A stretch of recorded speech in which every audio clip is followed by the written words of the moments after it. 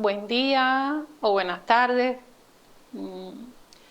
Para mí es un tremendo placer concretar ya la presentación de las conferencias.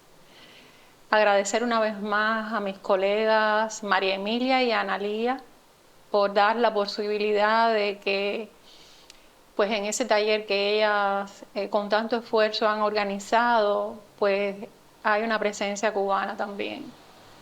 Desde la experiencia que en Cuba tenemos con un tema que reúne una enorme cantidad de aristas, una enorme cantidad de especialidades para poder ofrecer una atención de salud, pues a la altura de lo que los infantes y adolescentes necesitan para recibir de la mejor manera posible todo lo que ellos necesitan para crecer de manera saludable. Yo voy a presentarles dos conferencias que después las coordinadoras determinarán cómo hacerlas llegar a ustedes. Una primera conferencia que en la que voy a abarcar todas las cuestiones relacionadas con los aspectos más generales de las intersexualidades, algunos conceptos, términos y categorías clave para poder entender todo el espectro de condiciones que están incluidas en esto que se ha hecho llamar trastornos del desarrollo sexual desde la biomedicina, pero que como vamos a ver posteriormente hay muchos otros vocabularios. El que yo he asumido es el de intersexualidades, porque pienso que es el que logra incorporar toda una serie de aristas que son importantísimas de tener en consideración cuando vamos desde cualquier campo a tratar, a investigar, a profundizar en estas cuestiones. Entonces, un segundo momento en que, pues ya más específicamente voy a abordar el tema del desarrollo psicosexual. Como sabemos, este es un taller específicamente en desarrollo sexual de infancias entre 0 a 5 años.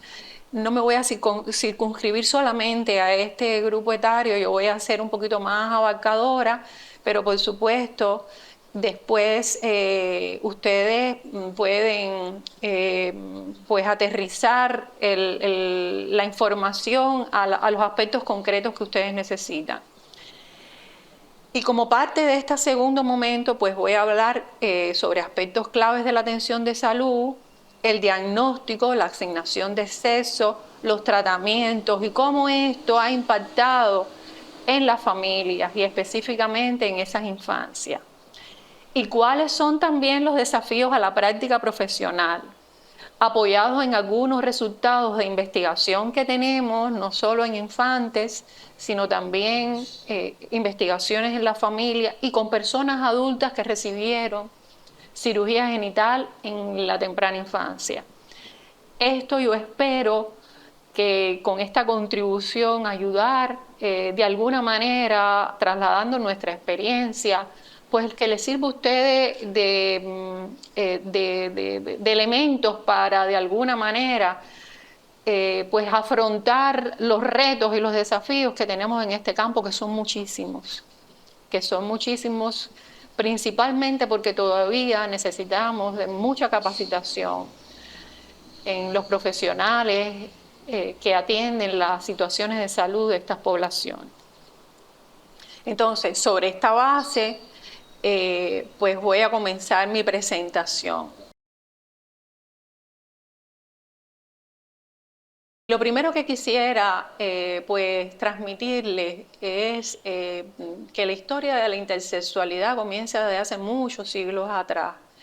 En Cuba, por ejemplo, el primer caso de descripción que se registra está en el diario de gobierno de La Habana en el año 1813 por el doctor Tomás Romay.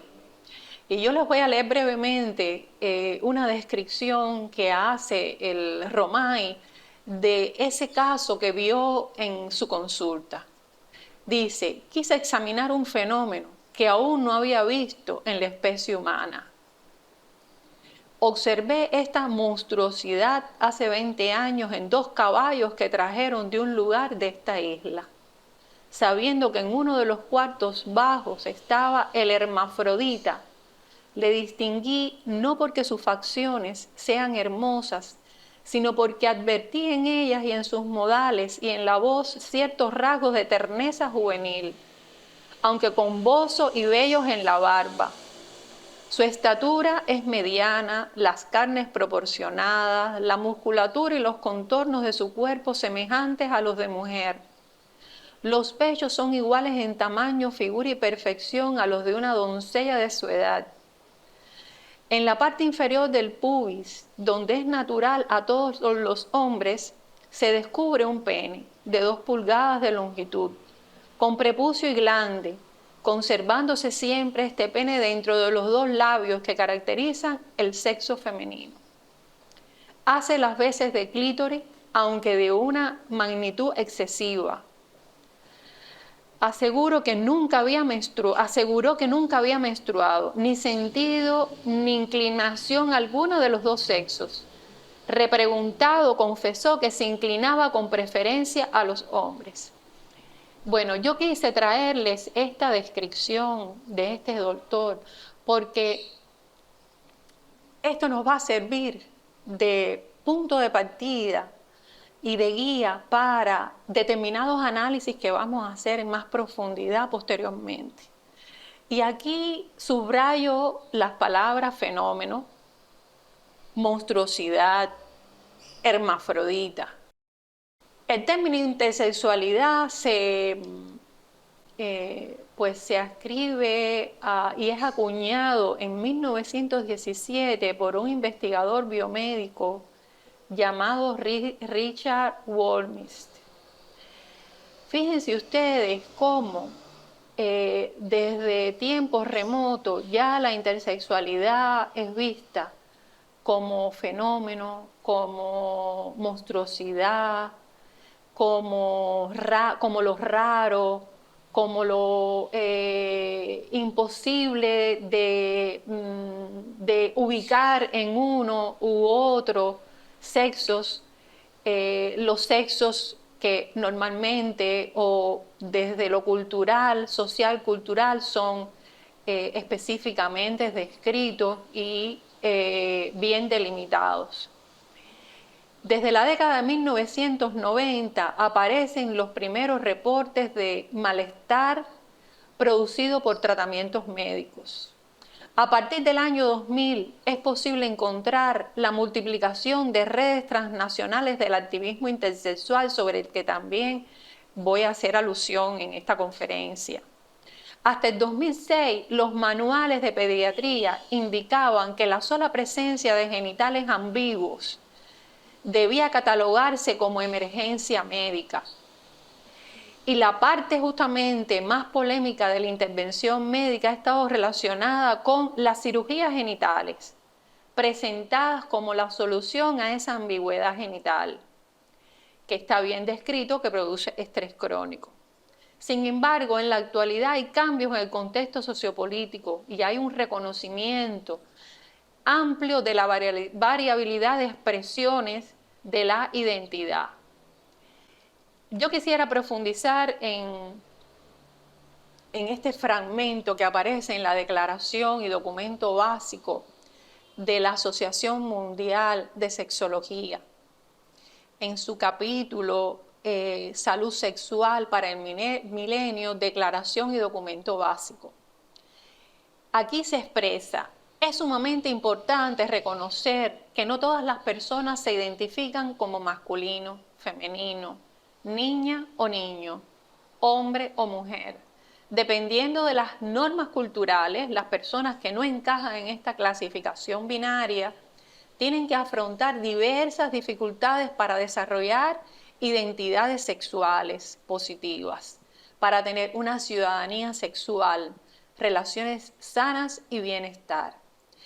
Y si traemos otra vez la descripción del doctor Tomás Romay, que de alguna manera para él se encontraba ante la disyuntiva médica de que aquella persona que estaba examinando en su consultorio no encajaba en una de las dos categorías humanas posibles que nuestra cultura pues tiene concebida.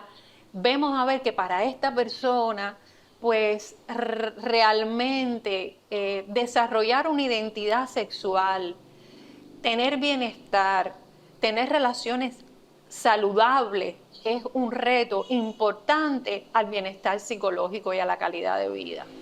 Un día nos localizan en el departamento y desde la sala, en una sala que no es la nuestra, sino una del hospital al cual el instituto también tiene una amplia conexión de trabajo, pues desde allí nos llaman para solicitar ayuda debido a que una persona con intersexualidad, una disgenesia gonadal mixta, pues había hecho un intento suicida después de una cirugía genital para la cual ella dio su consentimiento, supuestamente su consentimiento. Por primera vez entonces, yo me enfrentaba a una realidad completamente desconocida, a pesar de que ella llevaba un tiempo pues trabajando en el Instituto de Endocrinología, no sabía aún, no había escuchado sobre este tema de las intersexualidades. Y mucho menos todavía, les digo, hace 30 años había enfrentado una situación de intento de suicidio. O sea que eran dos situaciones complejas a las cuales yo iba a tener que asumir y se me pidió que asumiera. Yo soy una persona de asumir retos y de hacerlo y de asumir mis retos con compromiso completo. Y fui para la sala y con la conversación con esta paciente, pues ahí se develaron varias situaciones, algunas éticas, realmente había habido una falla en algunas cuestiones éticas importantes que tienen que ver con asunciones de riesgos y beneficios, explicaciones, trabajo interdisciplinario. Y realmente esta persona, cuando llegó allí buscando el cumplimiento de un anhelo materno, de que para ella ser completamente femenina, pues ella debía tener una vagina para poder tener relaciones sexuales como tienen las mujeres. Entonces, llegó intentando cumplir un mandato materno, pero en ese cumplimiento de mandato materno hubo ausencias de cuestiones básicas que tienen que ver con detalles importantes de lo que yo voy a asumir una vez que esto está realizado. Y bueno, el asunto es que cuando ella con un espejito miró sus partes genitales, pues lo que descubrió no fue de su agrado. Eso no era lo que ella esperaba, lo que imaginaba, lo que de alguna manera había internalizado desde en su proceso de socialización, a través sobre todo de los medios y de la familia. Entonces, para ya cerrar este ejemplo inicial, que realmente se los traigo en este momento porque es un ejemplo que ilustra varias cuestiones que también vamos a ver posteriormente y que derivó en otras cuestiones que también vamos a ver. Esta persona hizo una complicación quirúrgica y finalizó, después de esa primera, hubo que hacer otras intervenciones quirúrgicas hasta terminar en una colostomía que después pudo de alguna manera reformularse y Bueno, recibió apoyo y contención y acompañamiento durante aproximadamente un año. Ella después regresó a su provincia y las últimas informaciones que tengo sobre ella es que pudo estudiar enfermería, llegó a casarse y pues pudo tener una vida aproximadamente dentro y entre comillas normal, porque eso es lo que está internalizado, como todas las personas más o menos tienen. Pero el esfuerzo para lograr tener esa vida, entre comillas, normal, fue enorme. Entonces, sobre esta base nos preguntamos, ¿qué forma, tamaño, funciones debe tener el cuerpo para ser aceptado social y simbólicamente? ¿Qué bases sostienen el criterio médico como garante institucional de la política corporal de los sexos y del orden social de los géneros? ¿Cómo hacer valer la igualdad jurídica, la igualdad sustantiva, la igualdad de oportunidades en personas con expresiones de géneros que se sitúan fuera del modelo binario, del modelo dual, del modelo heteronormativo en que nuestras sociedades contemporáneas están anclados? Estas son preguntas importantes. Yo a lo largo de mis exposiciones voy a hacer me voy a plantear varias preguntas, algunas de ellas serán respondidas, otras quedan para profundización de todo este material que les estoy presentando y queda para reflexión individual. Entonces, cuando pensamos en los cuerpos intersexuales, a ellos también en la literatura, hay mucha literatura escrita sobre intersexualidades o como trastornos del desarrollo sexual, así aparece también, o como desarrollo sexual diverso, porque hay muchos vocabularios. Recuerden, desde el posicionamiento que estoy asumiendo es intersexualidades. Pero a los cuerpos intersexuales también se le llama cuerpos disidentes, cuerpos transgresores, cuerpos contraculturales. Y es que hay una enorme diversidad corporal. Podemos encontrar un varón con pechos o ginecomastia. Podemos encontrar mujeres con vello facial. Podemos encontrar hombres con pene pequeño, mujeres que no menstruan, mujeres con un clítoris elongado o aumentado de tamaño, porque sabemos que desde la medicina hay unos rangos para determinados clítoris y unos rangos para determinados penes.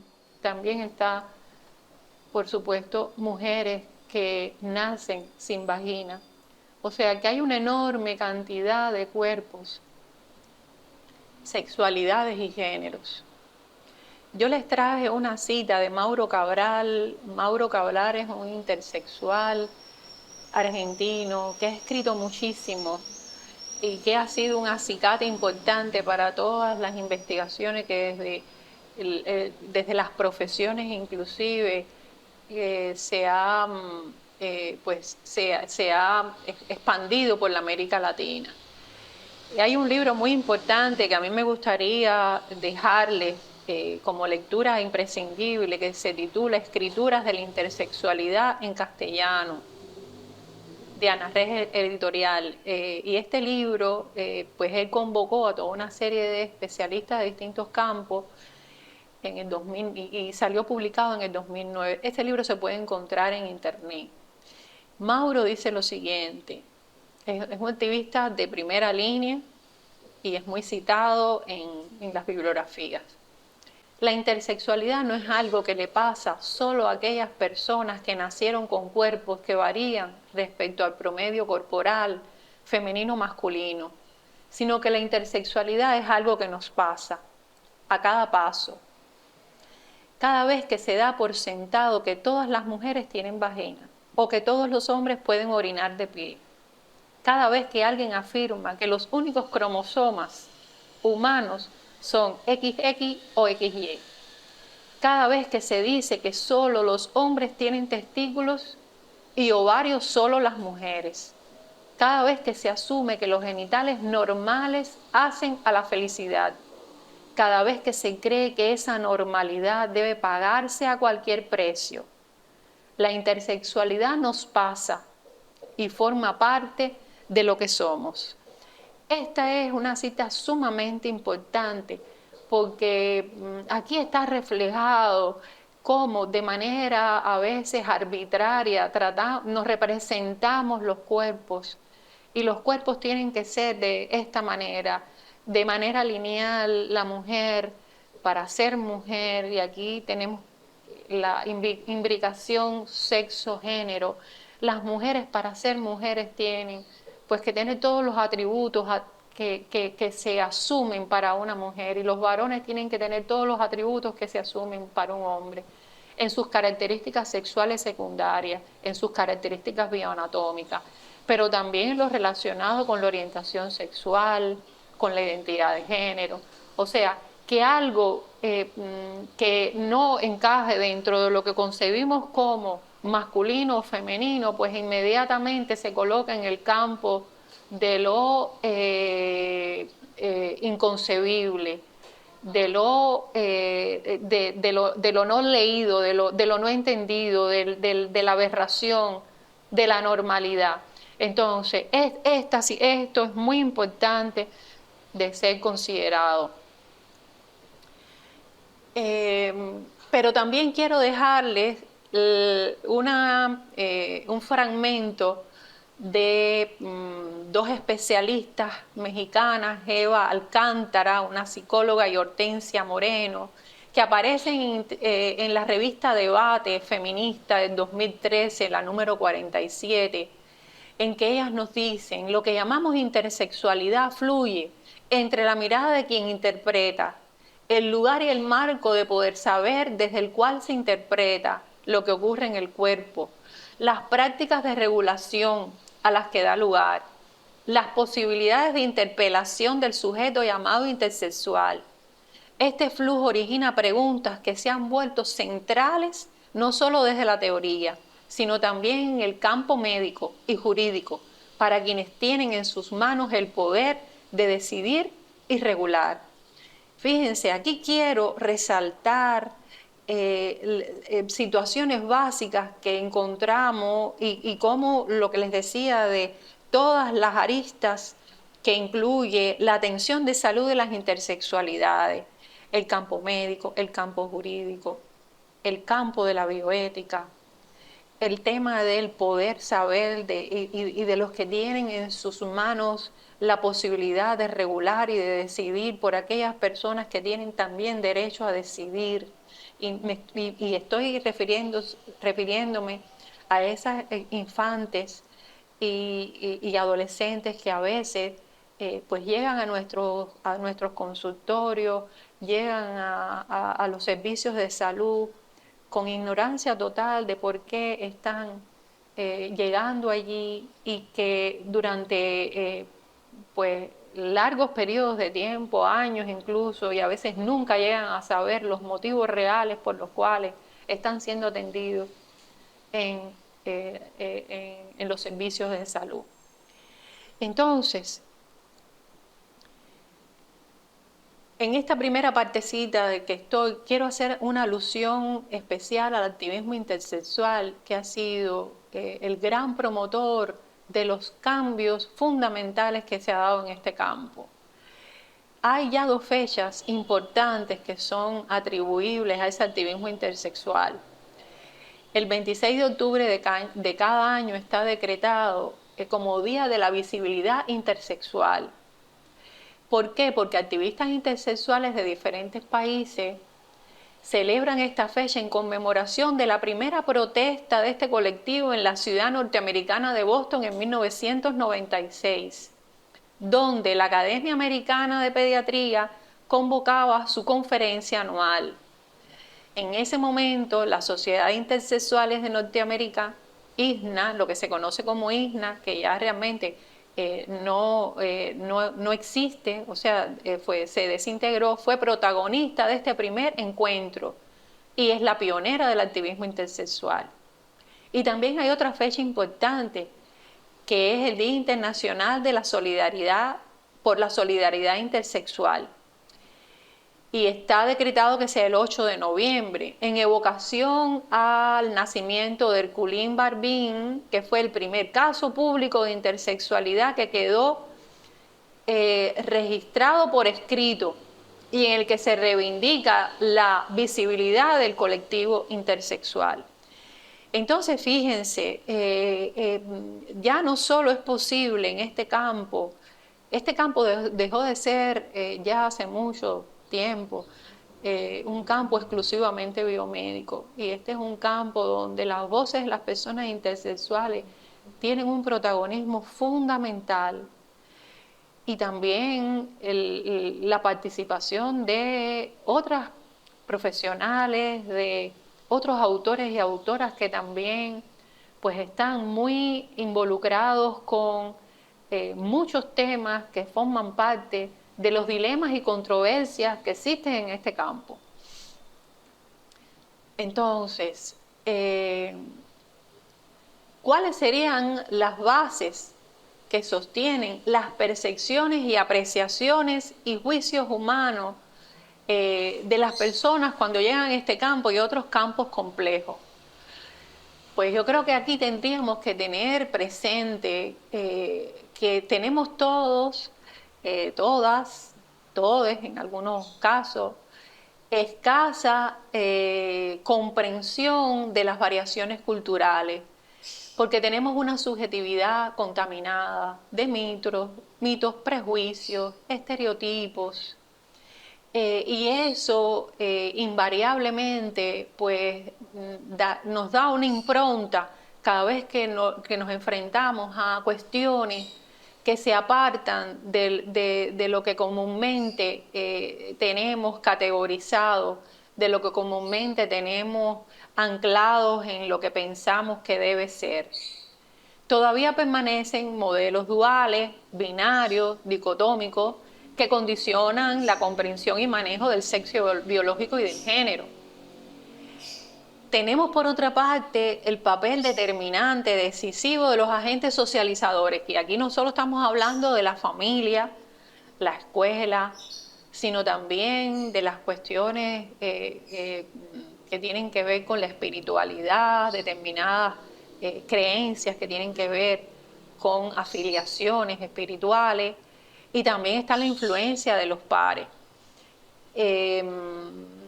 Todas estas cuestiones tienen que ver muchísimo con cómo yo voy cuando me enfrento a esta cuestión desconocida de una mujer o de un hombre que no encaja en lo que yo entiendo que debe ser pues lo comúnmente aceptable.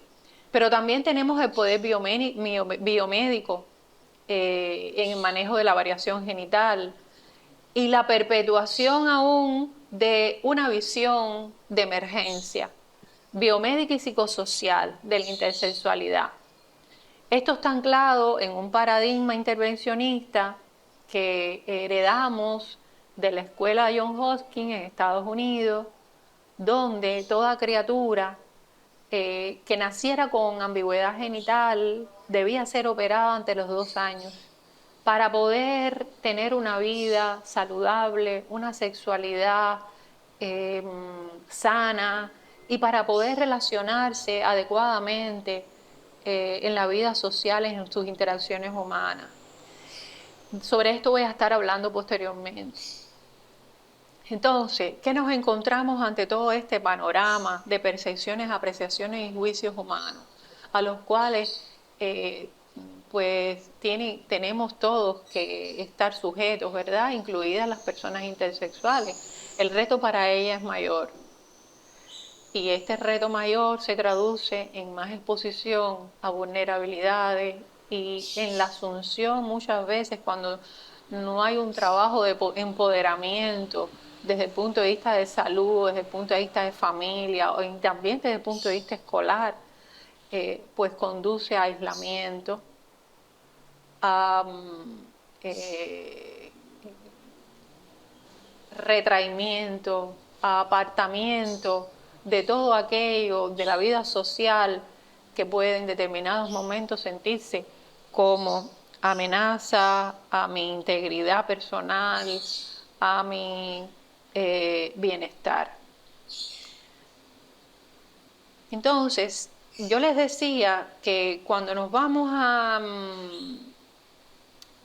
adentrar en este tema complejo que es la intersexualidad, pues tenemos que hacerlo desde un dominio conceptual, desde lecturas importantes, porque cuando revisamos la bibliografía, cuando revisamos, nos adentramos en la literatura, vamos a ver que podemos encontrar artículos diversos, artículos que provienen de la bioética, artículos que provienen de la biomedicina, artículos que provienen de las ciencias sociales, artículos que provienen de las ciencias humanistas.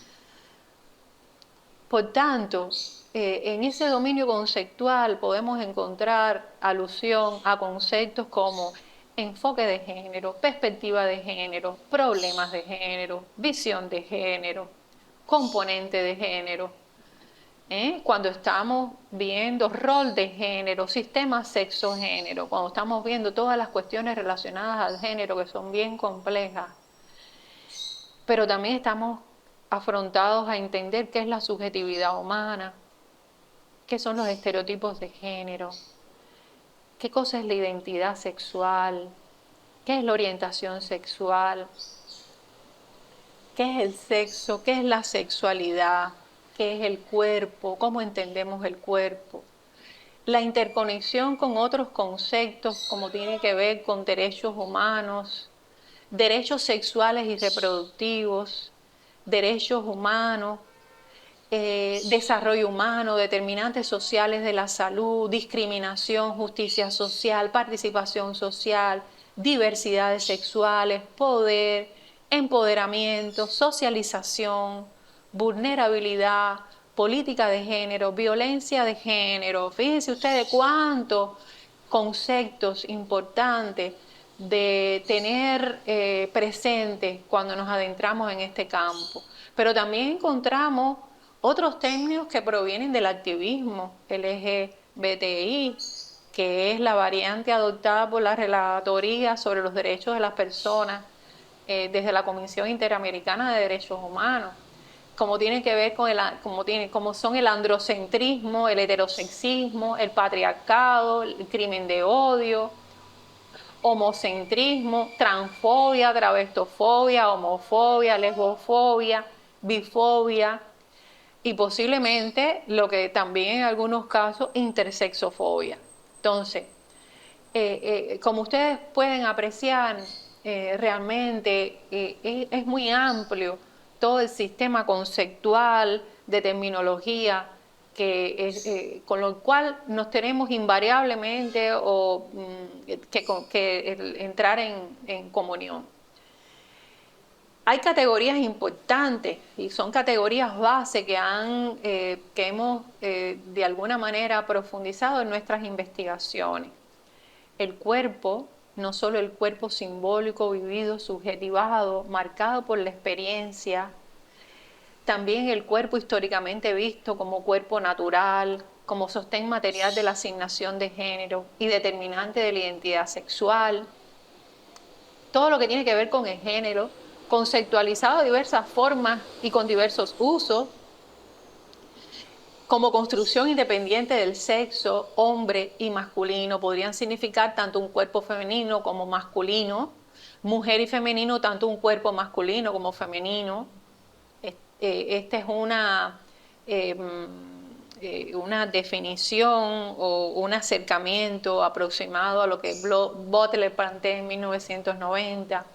¿Qué entendemos por sexualidad como realidad compleja, culturalmente construida, multidimensional, mutable, con múltiples significados, conexiones e intersecciones? La cuestión específica de la salud sexual y reproductiva como un estado de completo bienestar físico, mental y social, y no nada más como la ausencia de enfermedad o dolencias en todos los aspectos relativos a la reproducción y la sexualidad. Entonces, la cuestión importantísima del derecho, los derechos sexuales y reproductivos como derechos humanos universales, basados en la libertad, la dignidad y la igualdad inherentes a todas las personas. Sobre esto me detendré en la tercera conferencia, porque vamos a abordar ahí las cuestiones básicas que en la que profundizamos en un consenso que realizamos en junio del 2024, el pasado año, donde específicamente fueron tratados los temas de las cirugías en la primera infancia y todo lo relacionado con los aspectos de la salud sexual y reproductiva y de los derechos sexuales y reproductivos en las infancias. Está también la cuestión de la ciudadanía sexual como proceso que enuncia y garantice el acceso efectivo de ciudadanos y ciudadanos tanto al ejercicio de los derechos sexuales y reproductivos como de una subjetividad no menguada por desigualdades basadas en el sexo, el género, la sexualidad y la reproducción. Y la cuestión básica de la identidad sexual, identidad de género, identidad de cuerpo, identidad personal y colectiva. Entonces, como proceso clave en la construcción de sentidos y significados.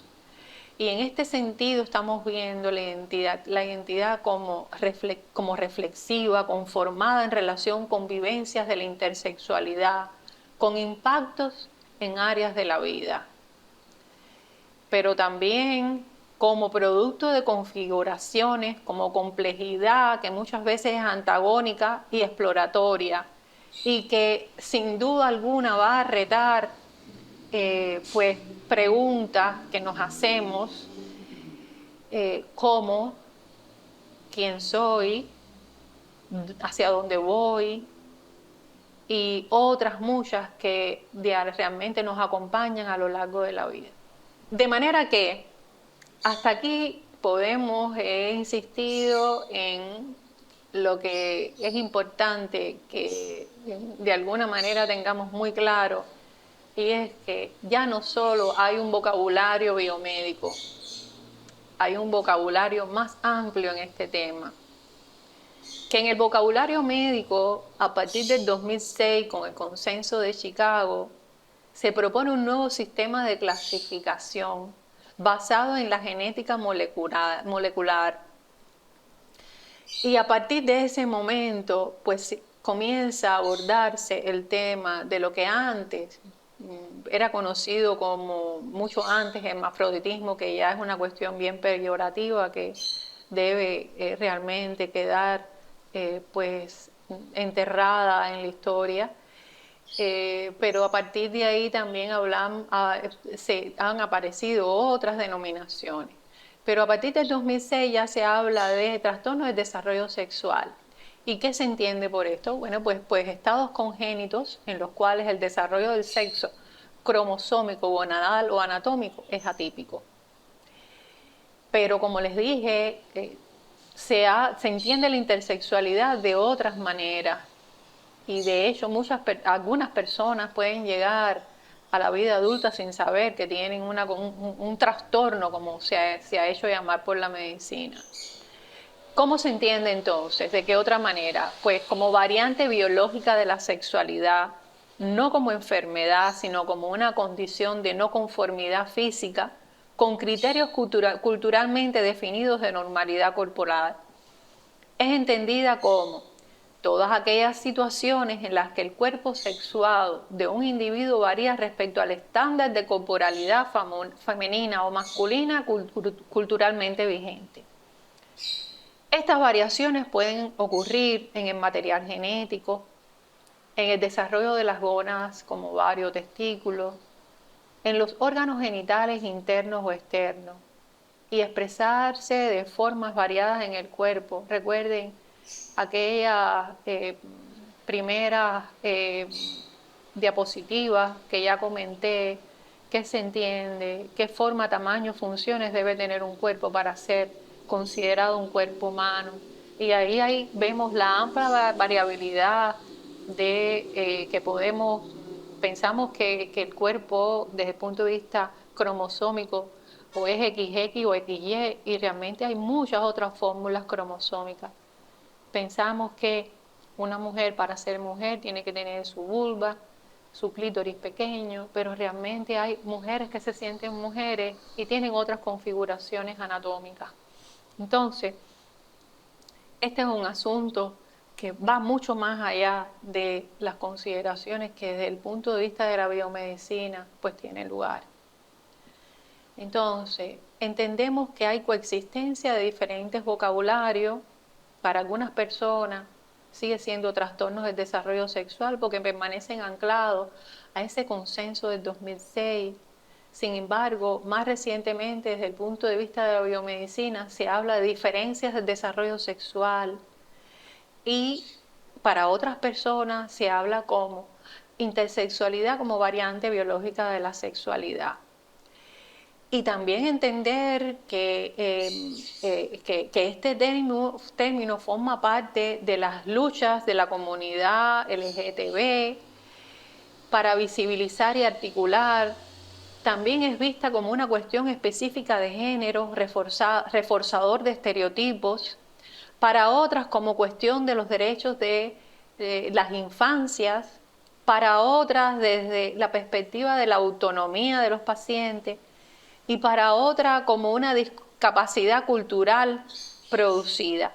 Entonces, desde Mulavi, que es la que promueve el estudio de las sexualidades en América Latina, pues se concreta básicamente como una cuestión que atañe al marco de los derechos sexuales de las infancias y adolescentes. Y aquí estamos centrándonos en las cuestiones básicamente de las cirugías genitales. ¿Qué avance tenemos ya en este campo? Bueno, pues hay un realzamiento de los aspectos éticos, hay un cambio en la relación médico-paciente-familia, hay una mirada más hacia la comprensión de las ansiedades, de las angustias familiares, y el paciente se coloca en el centro de la atención. Hay una perspectiva y defensa de los derechos de los pacientes desde la necesidad del empoderamiento de esos pacientes. Hay un rango amplio de expresiones de la identidad y la emergencia de identidades emancipadas, ya sobre todo en el campo, a partir de todo el trabajo que ha realizado el activismo intersexual. Hay activismo político. Está la medicina también basada en la evidencia, o sea, a través de lo que se conoce como evidencia científicamente validada y no como las presuposiciones que marcaron la atención de salud sobre los años 50 del pasado siglo. Hay una mejor comprensión de los aspectos psicosociales y, ojo, hay una profundización del estudio de las causas genéticas. Pero ¿por qué señalo aquí una situación de peligro? Porque esto no puede conducir a una reconceptualización de la intersexualidad que deje otra vez a las personas en condiciones de vulnerabilidad ante el poder saber. Entonces, hay que tener cuidado ahí porque la tecnología y los avances tecnológicos no pueden, tienen que ir aparejados con desarrollo también de las perspectivas humanistas, con las perspectivas desde la bioética, con la perspectiva del empoderamiento de las personas a las cuales nosotros estamos llamados a ayudar y a encontrar los mejores caminos que ellas sienten para sí mismas de desarrollo psicosexual y humano en sentido general. Entonces, resumiendo, tenemos dos discursos: un discurso binario heteronormativo que legitima la aceptación de la práctica médica, las modificaciones legales, y que clasifica los cuerpos de forma normativa, y tenemos un discurso de reconocimiento de derechos enlazado con otros como autonomía corporal, crítica a la práctica médica, aceptación de la diversidad y que aboga por la diversidad. Hay una reclasificación diagnóstica, como les dije, a partir del consenso de Chicago, y este consenso de Chicago propone un nuevo sistema de reclasificación basado en la genética molecular y que ha dejado impronta en los significados para la medicina contemporánea. ¿Qué impronta ha dejado de significado? Pues aún las variantes sexuales para un amplio campo de la biomedicina se ve como productos de programas de desarrollo defectuosos, desordenados, incompletos, patológicos y anormales. Entonces, si yo parto de ese presupuesto de que el proceso de desarrollo sexual en intersexualidad responde a un fenómeno defectuoso, desordenado, que no está completo o que es patológico, inmediatamente estoy pensando ahí en anormalidad. Entonces, hay que estar muy atentos porque esto realmente lo que hace es perpetuar no solo el proceso de medicalización de la intersexualidad, sino también de alguna manera lastra, y es la cuestión básica y fundamental, las ciudadanías de personas que no se ven a sí mismas ni como incompleta, ni defectuosa, ni anormal. Todo lo contrario. Entonces, dice Nieto, este autor es muy importante, una lectura distinta de los y las intersexuales podría hacerse en el caso de que el modelo biomédico integrase un mayor número de sexogéneros, si se supera el binario de opuestos varón-mujer. Deberían ser los modelos los sometidos y no al revés, que dé cabida taxonómica a lo diverso y heterogéneo. Hermosa reflexión que sin duda alguna a todos los que trabajamos en este campo de la prestación de servicios de salud, pues nos deja una reflexión que en la cual podríamos pensar, porque sería todo bien diferente. En ese sentido, no tendríamos que estar hablando de un género implantado a partir de la asignación de sexo, sino que realmente fuera un género asumido por las personas a partir de una flexibilidad desde que nace la criatura y que la acompaña a todo lo largo de la vida. Entonces, en estos momentos tenemos la emergencia de un modelo alternativo que critica el modelo dual que continúa protegiendo la diada sexo-género. Entonces, este modelo alternativo está anclado en los derechos sexuales y legales alcanzados por la población que integra las diversidades sexuales, por las normas actuales de cuidado que no se ajustan a las necesidades de las personas nacidas con variación genital. Y por tanto, en los últimos años ha aparecido un cambio de paradigma de atención que aboga por la construcción de un modelo acorde a principios bioéticos, humanistas y de respeto a los derechos humanos. Entonces, hasta aquí es la primera parte de la conferencia. Ahora pasaremos a la segunda parte que tiene que ver con el desarrollo sexual de niños y niñas con intersexualidad.